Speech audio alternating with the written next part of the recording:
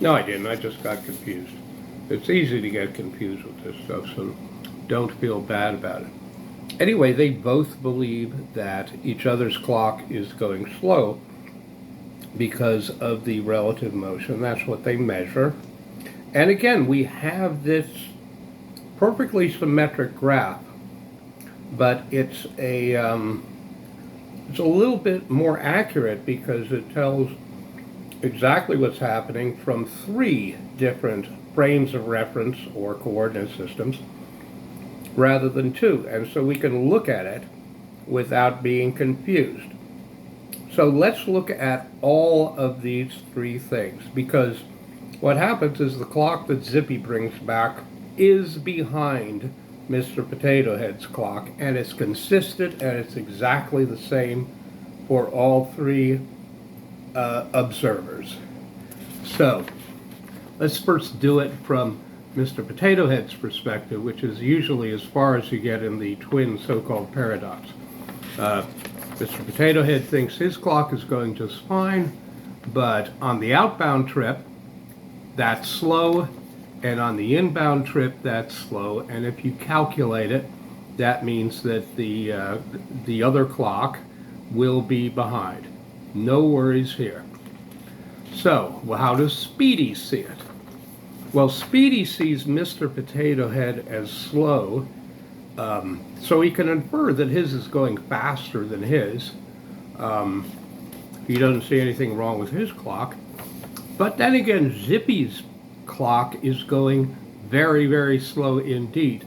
And that will make up for any advantage that he's gotten by on the outbound trip by being faster than Mr. Potato's Head clock. This will go so slow, in fact, that it will give exactly the same answer as in Potato Head's frame of reference.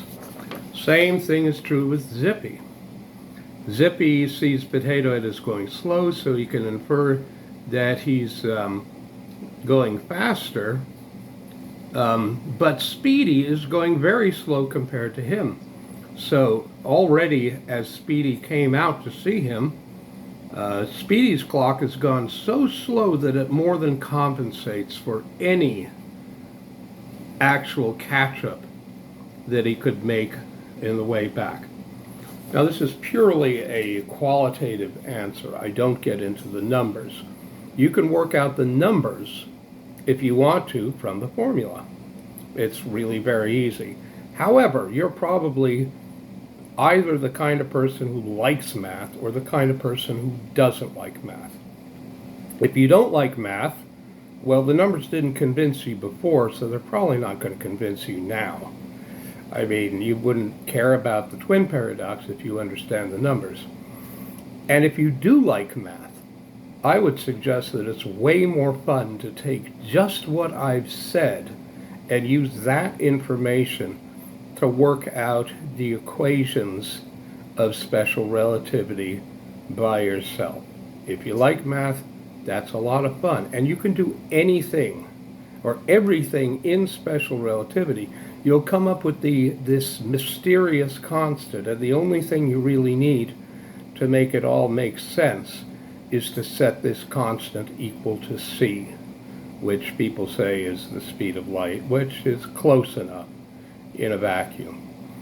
And you'll enjoy this. I guarantee it's possible. I'm not going to tell you how to do it, but the hint is to look at the gamma curve and note the qualitative properties of it's always increasing, its slope, and that should get you as far as I don't want to spoil the experience for you because it really is quite a lot of fun.